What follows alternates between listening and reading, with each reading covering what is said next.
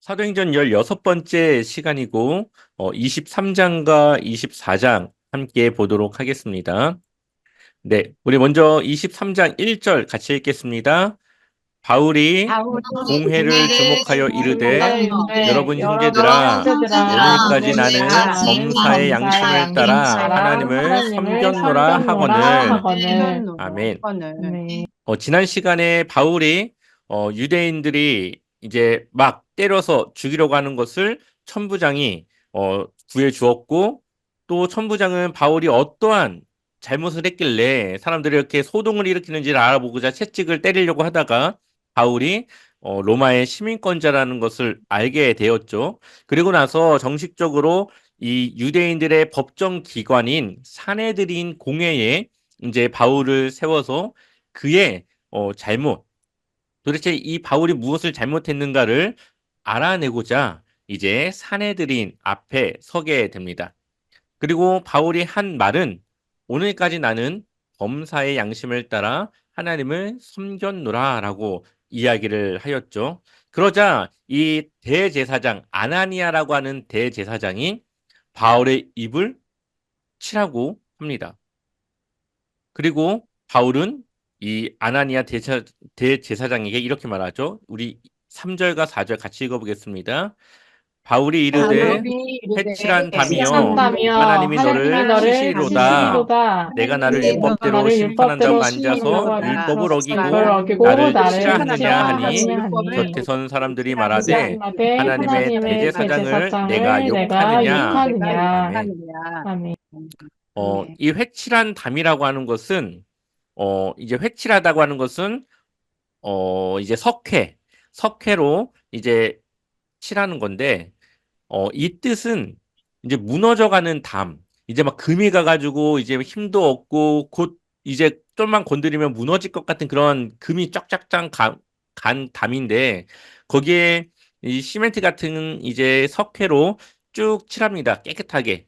그러면 담이 어떻게 보일까요? 깨끗하게 보이겠죠. 겉은 깨끗하고 아무 문제가 없는 담과 같이 보이지만 그 안쪽에는 금이 가서 곧 무너질 것 같은 위태한 상태의 담입니다.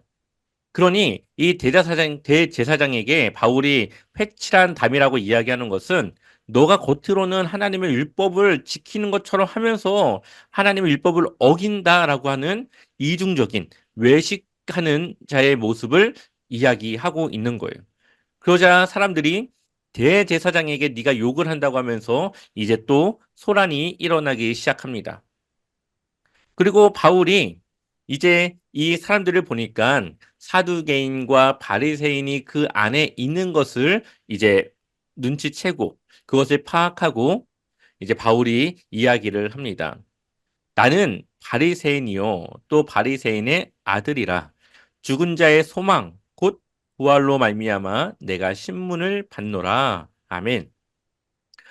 이 바리새인들은 부활을 믿었습니다.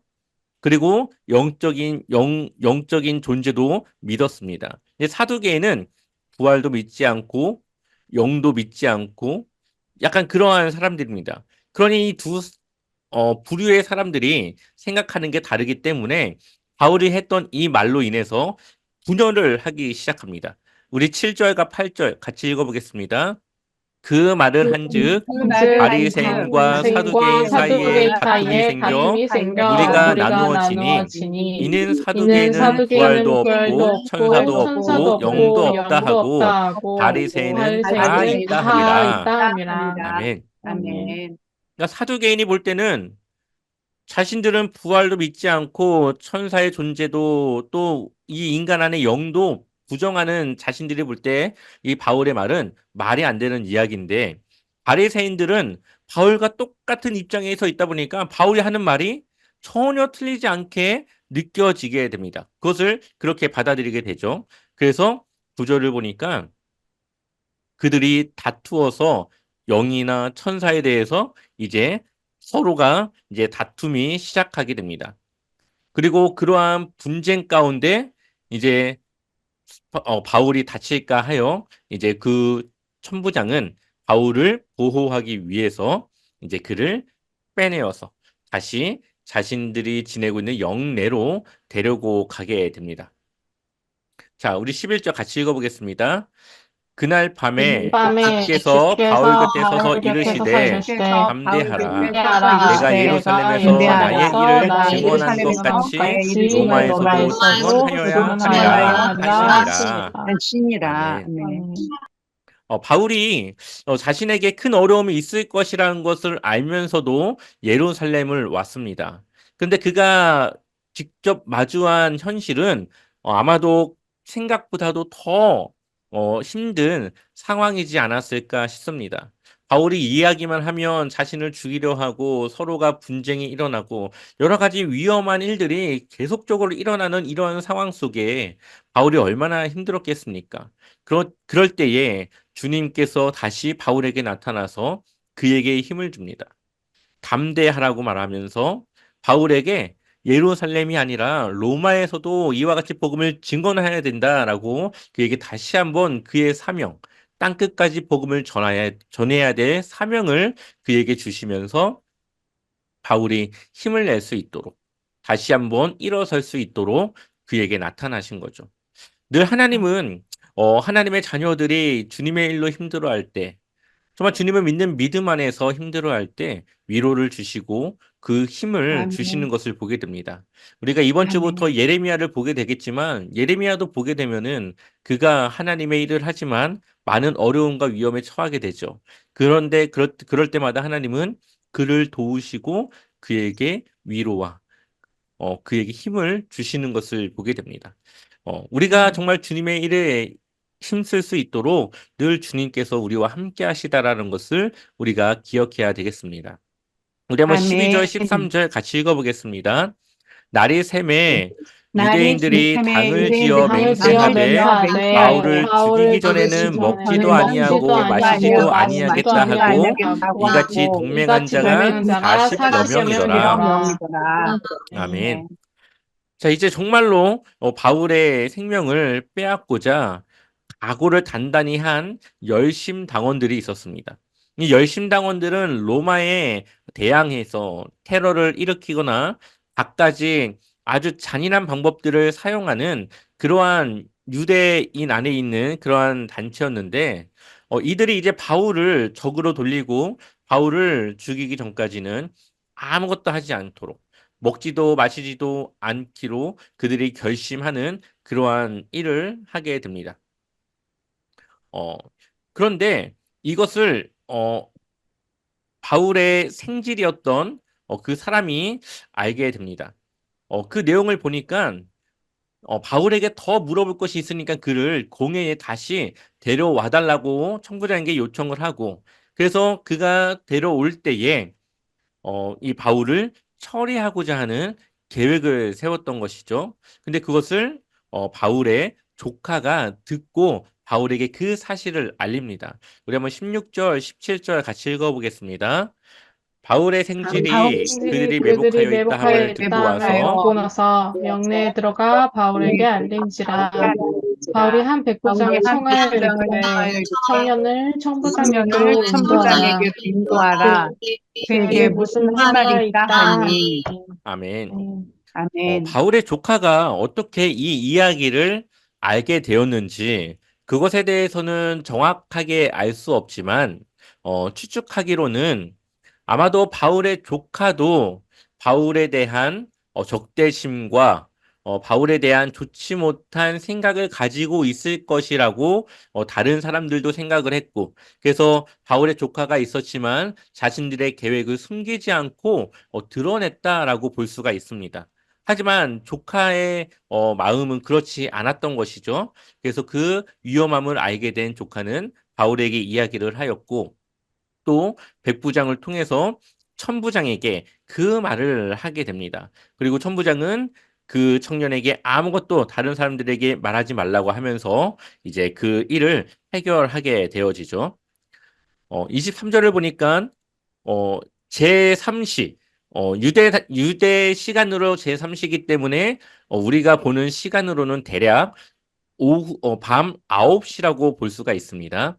밤 9시에 서둘러서 바울을 이 가이사랴 지방으로 데리고 갈 수 있는 보병 200명, 기병 70명, 창병 200명, 총 470명을 바울 한 사람을 보호하기 위해서 보냅니다. 그것도 기습적으로 이제 바울을 보내려고 굉장히 부지런하게 그 계획을 세운 것이죠. 그리고 바울이 무사히 도착할 수 있도록 바울이 탈 수 있는 짐승을 준비하라고 합니다. 짐승이라고 하면은 우리가 흔히 말이라고 생각할 수도 있고 아니면 노새라고도 볼 수가 있습니다. 아마 말이든 노새든 어쨌든 그가 타고 갈 수 있는 그것을 준비하게 되는 것이죠. 그리고 벨릭스에게 그때 당시 벨릭스 총독에게 이 바울에 대한 이야기를 편지로 써서 함께 보내게 됩니다.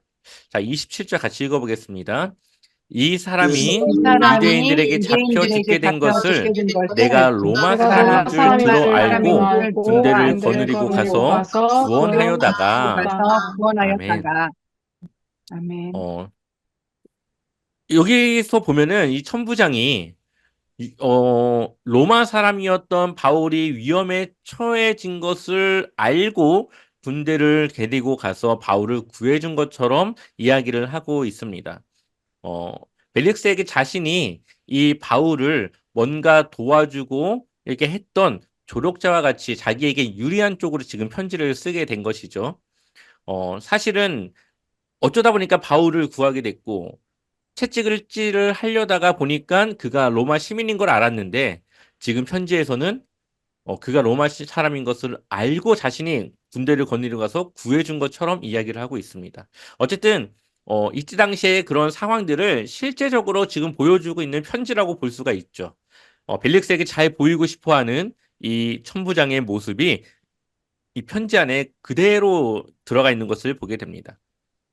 30절을 보니까 이 사람을 해하려는 관계가 있다고 누가 내게 알려주기로 당신에게 보내며 또 고발하는 사람들도 당신 앞에서 그에 대하여 말하라 하였나이다 하였더라. 그래서 이 바울을 당신에게 보내고 이제 곧 바울을 고발할 사람들도 도착할 것이니 그 일에 대해서 부탁한다라는 그러한 내용을 보내게 됩니다. 자, 24장 넘어가서요. 1절 말씀 같이 읽어보겠습니다. 닷새 후에 후에 대제사장 아나니아가 어떤 장로들과 한 변호사 더들로와 함께 내려와서 총독 앞에서 바울을 고발하니라. 바울을 아멘. 고발한. 아멘. 자, 바울이 도착하고 5일 후에 대제사장 아나니아와 어떤 장로들과 변호사, 이제 법적으로 이 변론을 하는 더들로라고 하는 변호사가 함께 오게 됩니다. 아마 이 더들로라고 하는 사람은 헬라파 유대인이라고 볼 수가 있습니다. 이제 헬라 언어를 쓰고 헬라에서 태어난 그런 유대인인 거죠. 자, 이 사람이 이제 총독 앞에서 바울을 정식적으로 고발을 하게 되는데요. 자, 2절을 보니까, 3절을 보니까, 벨릭스 각하여, 우리가 당신을 힘입어 태평을 누리고, 또 이 민족이 당신의 선견으로 말미암아 여러 가지로 개선된 것을 우리가 어느 모양으로나 어느 곳에서나 크게 감사하나이다. 자, 지금 더둘로가 벨릭스의 기분을 좋게 하기 위해서 그에 대한 칭찬으로 그 이야기를 시작하는 것을 보게 됩니다. 벨릭스는 유대 지역을 총괄하는 그러한 사람이었기 때문에 벨릭스는 그 지역과 굉장히 가까운 관계를 가지고 있는 사람인 거죠. 근데 이 벨릭스는 역사적으로 볼 때에 굉장히 잔인하고 사람들에게 정을 베풀지 않는 그러한 사람으로 유명했습니다. 그래서 잘못한 것이 있으면은 그것에 대해서 엄중히 물고 사람의 생명까지도 그렇게 법적으로 처리하는 아주 피도 눈물도 없는 그러한 사람으로 알려져 있는데 그 벨릭스 각하를 통해서 자신들이 태평하다라고 하는 이러한 입에 발린 말, 이런 칭찬으로 자신의 이야기를 시작하는 것을 보게 됩니다. 우리 한번 5절과 6절 같이 읽어보겠습니다. 우리가 보니 우리가 이 보니 이 사람은 사람은 전염병 같은 전염병 같은 자라 자라 천하에 천하에 흩어진 흩어진 유대인을 다 유대인을 다 소유하게 하는 소유하는 자요 자요. 나사렛 나사렛 이단의 이단 우두머리라. 우두머리라. 그가 또 또 성전을 성전을 더럽게 하려 더럽게 하려 함으로 함으로 우리가 우리가 또 잡았사오니. 성전을 잡았사오니. 거룩하게 함으로 아멘. 우리가 잡았사오니. 바울이 복음을 전할 때 그 영향력이 얼마나 컸으면 바울을 전염병 같은 자라고 이야기를 합니다. 그 이유가 나사렛 이단의 우두머리라는 거죠. 나사렛은 누구의 고향입니까? 예수 그리스도의 고향이죠. 그러니까 예수 그리스도로부터 시작된 그 이단 종교의 우두머리라고 지금 바울을 이야기하고 있습니다. 그러면서 6절에 성전을 더럽게 하려 함으로 우리가 잡았사오니, 여기서 이 더들로라고 하는 변호사가 성전을 더럽게 하였다라는 것을 왜 이야기하냐면은 성전을 더럽게 한 것은 사형이 진행되고, 그러한 종교적인 이유에서의 사형은 로마에서 간섭하지 않습니다. 그러니까 벨리스 총독도 만약에 이 일이 정말로 이 바울에게 있어서 사형을 당하게 된다면 자신이 도와줄 수 있는 것도, 자신이 그쪽에 관여하는 것도 할 수 없는 그러한 상황이 되는 것이죠. 이에 대해서 이제 다시 이제 바울이 이야기를 합니다. 10절을 보니까 총독이 바울에게 이야기를 하라고 이야기를 하는 것을 보고 이제 이야기를 시작하는데, 바울도 처음 시작을 짧지만 이 벨릭스 총독을 칭찬하는 그러한 말로 시작하죠. 보면 당신이 여러 해 전부터 이 민족의 재판장 된 것을 내가 알고 내 사건에 대하여 기꺼이 변명하나이다. 그러니까 총독이 됐던 벨릭스가 몇 년 전부터 총독이 되었기 때문에 유대인들에 대한 그러한 이해도 있을 것이고, 또 이 유대교라고 하는 종교에 대한 지식도 있기 때문에 그러한 배경 지식을 가지고 있는 벨릭스가 자신의 그러한 사건을 잘 이해해 줄 것이라는 것을 내가 믿고 이야기하겠습니다라고 하는 그러한 내용을 지금 전하고 있는 것이죠. 자, 11절, 12절 같이 읽어보겠습니다. 당신이 아실 수 아실 있는 수 바와 있는 바와 같이 같이 내가 내가 예루살렘에 예배하러 올라간 예루살렘으로 지 올라간 지 열이틀밖에 안 열흘밖에 안 되었고, 됐고 그들은 내가 그들은 내가 성전에서 성전에서 누구와 누구와 변론하는 변론하는 것이나 것이나 회당 회당 또는 또는 시중에서 시중에서 무리를 무리를 소동하게 소동하게 하는 하는 것을 것을 보지 보지 못하였으니. 못하였으니. 아멘. 아멘.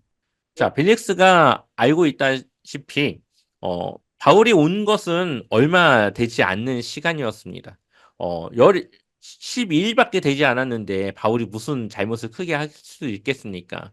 또한 앞서 말했던 성전을 더럽혔다라고 하는 그러한 내용에 대해서도 아무도 그것에 대해서 본 사람이 없는데 그것에 대한 잘못을 누가 따질 수 있겠습니까? 라고 이야기하는 거예요. 그래서 그들이 아무리 성전을 더럽혔다 얘기하더라도 그것을 증언해주고 해줄 만한 증인이 없기 때문에 이제 바울이 그러한 부분들에 대해서 자신의 억울함을 이야기를 하고 있는 것이죠. 그러면서 15절 같이 읽어보겠습니다. 그들이 기다리는 바 그들이 하나님께 향한 소망을 나도 나도 가졌으니 가졌으니 곧 곧 의인과 의인과 악인의 악인의 부활이 부활이 있으리라 있으리라 함이니이다. 함이니이다. 의인과 아멘. 악인의 부활 자, 일주리라 함이니이다. 유대인들 중에서도 이것으로 하나님께 대한 소망을 가지고 있고 의인과 악인의 부활이 있다라는 것을 그들도 말하는데, 나도 똑같이 그 부활에 대해서 소망을 가지고 있습니다라고 이야기하면서 16절에 나도 하나님과 사람에 대하여 항상 양심의 거리낌 없이를 힘쓰나이다. 그러니까 유대인들이 하나님을 섬기고 하듯이 나도 동일하게 그렇게 하나님을 양심의 거리낌 없이 섬기고 있다라는 것을 이야기를 하는 것이죠. 또한 19절을 보니까 만약에 자신의 이러한 말을 반대할 사건이 있으면 그들이 먼저 와서 빨리 고발하여서 자신을 이 죄를 고발하지 않았겠습니까? 라면서 19절에 이야기합니다. 그러면서 20절에 그렇지 않으면 이 사람들이 내가 공의 앞에 섰을 때에 무슨 옳지 않은 것을 보았는가 말하라 하소서. 그러니까 바울이 볼 때는 자신이 잘못한 것에 대해서 말할 수 있는 사람도, 또 그것을 봤다고 해서 그것을 증언할 누구도 그 자리에 있지 않았던 것을 알고 당당하게 자신의 그 잘못을 항상 한 것을 본 사람이 있으면 말하라고 그렇게 해달라고 요청을 하고 있는 것이죠. 자, 21절 같이 읽어보겠습니다. 오직 오직 내가 그들 내가 가운데 서서 그들 가운데 외치기를 서서 내가 죽은 외치기를 자의 죽은 부활에 자의 부활에 대하여 대하여 오늘 너희 오늘 앞에 너희 앞에 신문을 신문을 받는다고 한 받는다고 이 한 한 소리만 소리만 있을 있을 따름이니이다 따름이다 하니. 하니. 아멘. 그러니까 아멘. 바울이 지금 그 사람들에게 고발을 당하고 그러한 이유가 성전을 더럽혀서가 아니라 죽은 자의 부활이 있다라고 내가 이야기해서 그 사람들에게 지금 재판을 받고 이 자리 신문하는 자리에 있다라고 이야기를 하는 것이죠. 이것은 로마법으로 처벌할 수 없는 것이고 또한 종교적인 문제이기 때문에 이것을 어떻게 어, 처벌할 그러한 문제가 되지 않습니다.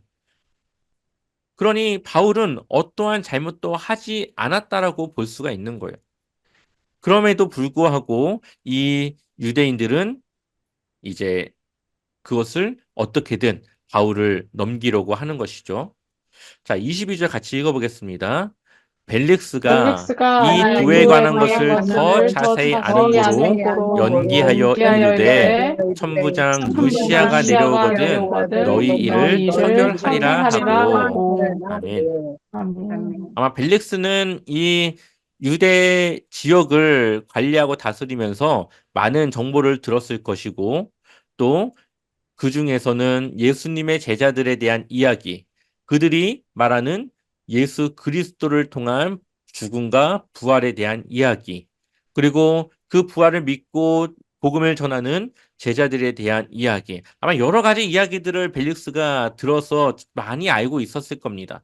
그래서 그러한 배경 지식을 가지고 있는 벨릭스를 알고 있는 바울은 자신이 이제 이야기하는 것에 대해서 쉽게 이야기를 했고 또 벨릭스가 바울이 무엇을 이야기하는지를 알기 때문에 어, 그가 이 재판을 연기시킵니다. 천부장 루시아가 오기 전까지 이 판결을 보류해서 이 천부장 루시아가 오면 그때 이 일을 처리하겠다라고 이야기를 하면서 잠깐 이 재판을 휴정을 하는 것을 보게 됩니다. 자, 23절 같이 읽어보겠습니다. 백부장에게 명하여 백부장에게 바울을 명하여 바울을 지키되 바울을 지키되 자유를 지키되 자유를 주고 자유를 주고 그의 주고 그의 친구들이 그의 그를 친구들을 돌보아주는 친구들을 것을 도와주는 것을 도와주는 금하지 금하지 말라 것을 말라 하니라. 하니라. 하니라. 아멘. 네. 어, 아직 바울은 죄가 없죠. 어떠한 죄도 그에게 있지 않습니다. 아직 판결이 나지 않았고, 아직은 그에게서 어떠한 죄도 찾지 못했기 때문에, 그러나 아직 재판이 끝나지 않았기 때문에 바울을 데리고 있어야 되기 때문에 그에게 자유를 주고 친구들이 그를 돌보아 주는 것을 금하지 말라라고 이야기를 합니다. 그러니까는 갇혀 있지만 자유롭게 그가 활동할 수 있는 그러한 것을 보장해 주고 있는 것이죠. 그래서 바울에게 필요한 것들을 동료들이 주고 그를 돌보는 것을 금하지 말라라고 이야기를 합니다. 자, 24, 25절 같이 읽어보겠습니다.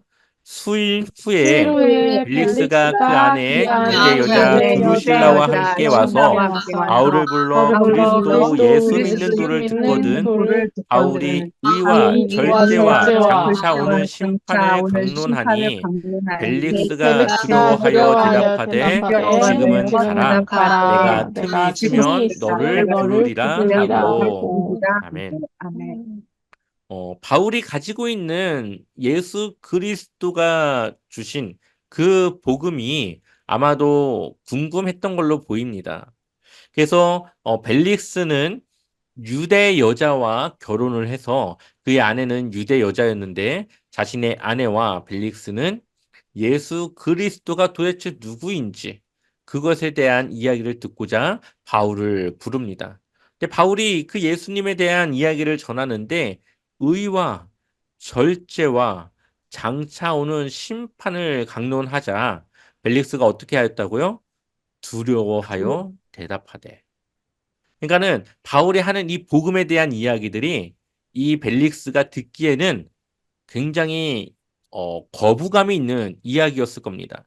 왜냐하면은 뭐 누구의 청탁도 받지 말아야 되고 권력을 함부로 써도 안 되고 어, 뭐 거짓말이라던가 여러 가지 사람들에게 뇌물을 받고 판결을 뭐 다르게 한다던가 이러한 여러 가지 자신이 가지고 있는 그 상황들 속에서 바울이 이야기하는 것은 너무나도 깨끗하고 또 절제되어 있고 또 그것에 대해서 나중에 결국 심판을 받는다라고 하는 바울의 이러한 콕콕 찔리는 이야기들이 벨릭스에게는 듣는 것이 굉장히 힘들었다라고 볼 수가 있죠. 그래서 벨릭스가 이 이야기를 듣는 것이 너무나도 두려워서 바울에게 있으라고 이야기를 합니다. 그러면서 26절을 보면 동시에 또 바울에게서 돈을 받을까 바라는 거로 더 자주 불러 같이 이야기하더라. 아멘. 아마 바울이 이 예루살렘에 올 때 그냥 온 것이 아니라 예루살렘 교회에 도와줄 수 있는 그러한 선교 후원금을 전달해 줬던 사실을 어쩌면 벨릭스가 들었던 걸로 보입니다. 그래서 그러한 큰 돈을 전달해 줄 만큼의 재력을 가지고 있다면 자신을 설득해서 돈으로 매수해서 무죄를 주장하고 감옥에서 감옥이 아니라 이제 그가 갇혀 있는 중에서 자유를 달라고 협상하지 않을까, 자신에게 뇌물을 주지 않을까라는 그러한 마음에 바울을 계속적으로 불러서 그 이야기를 들으면서 또 돈을 줄까 하는 기대감에 바울을 보게 된 것이죠. 그렇게 2년이 지났습니다. 27절 같이 읽어보겠습니다. 이태가 이태가 지난 지난 후 후 오르기오 오르기오 베스도가 베스도가 벨릭스의 벨릭스의 소임을 소임을 이어받으니 이어받으니 벨릭스가 벨릭스가 유대인의 마음을 유대의 얻고자 마음을 하여 얻고자 하여 바울을 바울을 구류하여 줍니다. 줍니다. 아멘. 아멘. 이태라고 하는 것은 2년이란 말이고요. 2년이 지났고, 그러니까 바울은 이러한 상태에서 2년 동안 있었던 것이죠. 그리고 베스도가 이제 벨릭스의 뒤를 이을 후임자로 베스도라고 하는 사람이 왔고, 이제는 베스도가 그 지역을 다스리게 되는데, 벨릭스가 유대인의 마음을 얻고자 하여 바울을 풀어주지 않고 계속적으로 잡아두고 있었다라고 말씀은 이야기하고 있습니다. 그래서 벨릭스가 얼마나 이 바울과 유대인 사이에서 자신의 이익을 보려고 했는지, 그리고 벨릭스가 얼마나 자신의 이익을 추구하고 원하는 사람인지를 이러한 내용을 통해서 볼 수가 있습니다. 그래서 이제 벨릭스 이후부터는 또 이제 베스도라고 하는 이 새로운 사람을 통해서 또 바울의 재판이 이어가는 것을 우리 다음 시간 함께 나눠보도록 하겠습니다. 오늘은 여기까지 하겠습니다.